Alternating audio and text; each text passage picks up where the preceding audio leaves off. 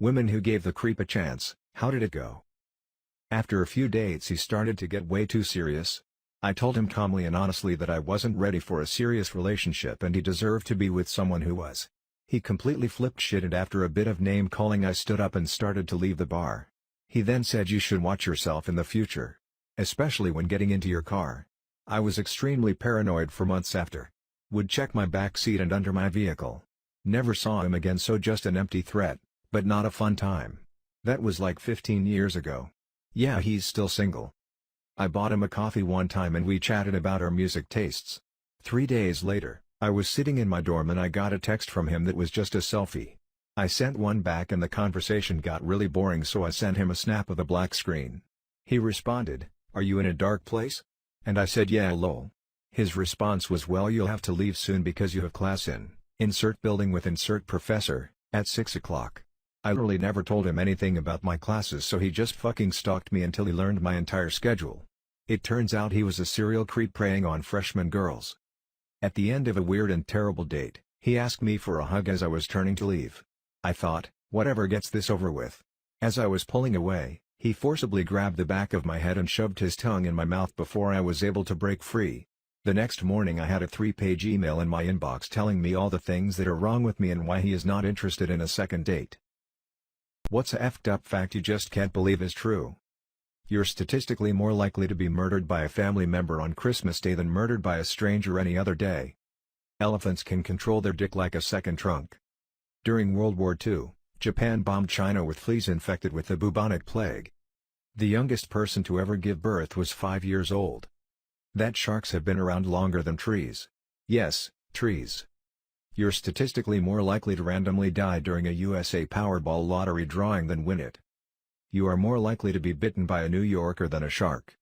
The Taylor oil spill. So far it's leaked over 1 million gallons of oil into the Gulf of Mexico. It started leaking in 2004, before Deepwater Horizon, and is still leaking oil into the Gulf today. Next to nothing being done about it. Some tumors can grow teeth and hair. You don't want to Google that. Sexual intercourse with a horse is still legal in some American states. What's a mistake that you made once that you'll never make again? After donating blood, they say not to do strenuous exercise for a couple hours. Well, I thought I'd stop by the grocery store on the way home from the blood bank. A nice old lady asked me to help her with a big bag of dog food. I thought there's no way that would be considered strenuous. Then I woke up on the floor with a small crowd standing around me and someone calling for an ambulance. I was fine, but it was a bit embarrassing. Trying to catch a falling knife. Thinking that the employee survey is really anonymous.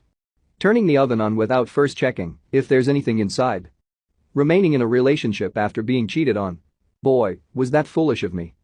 Trying to unclog my toilet via repeated flushings. My toilet just sucked and often needed 2 to 3 flushes, and then it would finally unblock and flush normally. I had gotten so used to it that it became a routine. I just knew it would be fine. Words cannot describe the horror the one time I saw the water start escaping the bowl after I flushed. I was frozen in sheer terror. Once, I was honest to my boss. We'll never do it again. What did your roommate from hell do to earn their title? Burned holes through the bottom of my pots making instant ramen in maple syrup instead of water. She forgot it on the stove while playing bongos in the living room at 2 a.m. with some dude she'd brought home off the street. My college roommate ran out of pot, so he tried to boil down his bong water to hash in my microwave using my Tupperware. The residue ended up fusing with the plastic at the bottom of the container, so he scraped it out with a razor blade and smoked a big bowl of plastic and bong water concentrate with the windows closed. Literally murdered a man at my house. I had to testify. He would always leave his dog for too long and she would shit on the floor. It was an old dog and I'm sure at one point it wasn't an issue. The problem was this guy didn't even try to do anything to fix the issue. I'd get home from work every day and walk into a house that punched me in the face with shit smell when I opened the door. We talked to him about it over and over again and he'd just blow it off. What did he finally do when he got fed up with us complaining? He put the dog down. We just wanted him to maybe cock her while on break at work. His job was 5 minutes down the road. I can still feel the tension in the room when we found out she was gone. Chugged 3/4 a bottle of vodka and shat on my bed while I was away for the weekend. Was your roommate Amber Heard? What moment made you say yep, I'm definitely dead, but survived with no major injuries? Once as a kid I was in the backyard swimming while my family was nearby eating dinner at a round table. Most had their backs to me, But I was like 11 and an experienced swimmer. I got into a toddler's float with leg holes. It ended up flipping over and I was stuck in it. My legs wouldn't come out of the leg holes.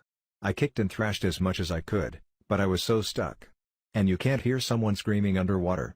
So many thoughts ran through my head, mostly how sad I was that my parents were about to find me dead in a matter of minutes and how they'd never forgive themselves for allowing me to silently drown as they talked with friends.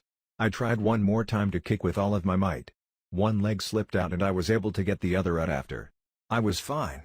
Totally fucking spooked, but physically okay. I was driving home from college on one of those highways with only one lane in either direction and no shoulder.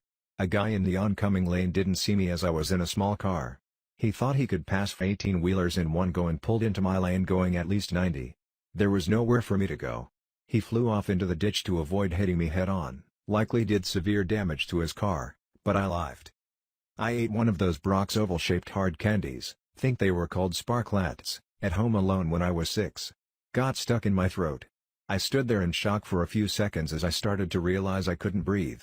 I ran crazily around the room and ended up colliding hard into the back of the couch, which caused the candy to go flying out. Best accidental Heimlich ever. What's the worst houseguest experience you've had? He cranked my dad's speakers up to the max and blew them. They were from the 70s, so impossible to replace or repair. Then he clogged our toilet, grabbed a bunch of grandma's quilts to sop up the water. He then tried to stop the water by violently shacking the tank, cracking the bowl and dislodging it from its base. In a panic he tried to bolt from the house. His wet feet slipped on the wood floor and he crashed into a wall, leaving a nice body-sized impression. That's how my brother's friend was banned from the house. My uncle and his wife came to stay for a while. They got my room and I slept on the couch for a few months. NBD when you're a kid, I guess. What actually ticked me off is that when they finally left we found out that they'd seriously messed up my room. Everything reeked of cigarettes, there were ground-up peanut shells in the carpet, cigarette burns on my mattress, etc., and we couldn't figure out why the room smelled like death until we lifted up the bed and found mummified cat shit stuck up in the shag carpeting. They either had such bad hygiene that they didn't notice the smell or they just didn't care. That would be the girl visiting my sister-in-law who decided it would be funny to repeatedly prank call 911. I got a very angry call from the local police station saying we either stopped or they'd be sending a squad car over.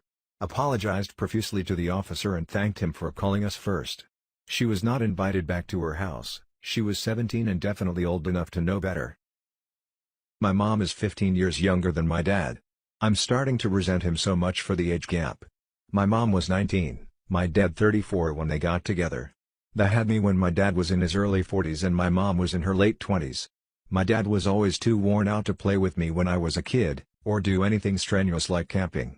I got made fun of for having an older dad. He's got the beliefs of a grandpa, like he's from an entire different generation from my mom. And now that he's in his mid-60s he's having all these health problems, and my mom has become his 24/7 live-in nurse. And it's like he doesn't even see how much he's leached off her over the years, or that it's messed up that she'll never even have a retirement, and has to stay home and take care of an elderly man when she isn't even 50 yet. And he'll probably die like 2 decades before her, and leave her alone. And then who takes care of her? I mean, I will and I'll be happy too, but it just makes me furious that he was happy to let his family suffer and leech off them just so he could have a younger wife. I know she regrets marrying him, but she's too good of a person to leave, and it's honestly heartbreaking, and I kind of wish he'd just hurry up and die so she can actually live her life instead of having it siphoned away by an old vampire. I overheard my brother-in-law and his brother joking about I could be a stand-in for my sister when she gets too pregnant to be physical. For context, I'm 16. Sister is 25 and brother-in-law and his younger brother are 32 and 30. My sister is 3 months pregnant. Yesterday we had a birthday party at my parents' house for all of the April birthdays in the family. My brother-in-law's mother and his brother both have April birthdays, so they were there as well, along with some other members of Bill's family. At one part of our house there's a kind of inside balcony that overlooks the den 2 floors below it, and then you can see part of the office/library that's on the floor directly below it. I was walking through and I overheard my brother-in-law and his brother talking. I couldn't see them, so I'm not sure if they were in the library or den, but either way I heard them talking about how when my Bill's best friend's wife was pregnant she had to go on bed rest for months. And they were saying how much that would suck. They hope that doesn't happen. And then his brother was like, can you imagine going without any action for that long? And my brother-in-law was like, yeah, that would really suck. And this is where the really creepy part to me is. His brother was like, well, worse comes to worse, you can use Ayana as her stand-in. You'd never notice the difference, and I 1000%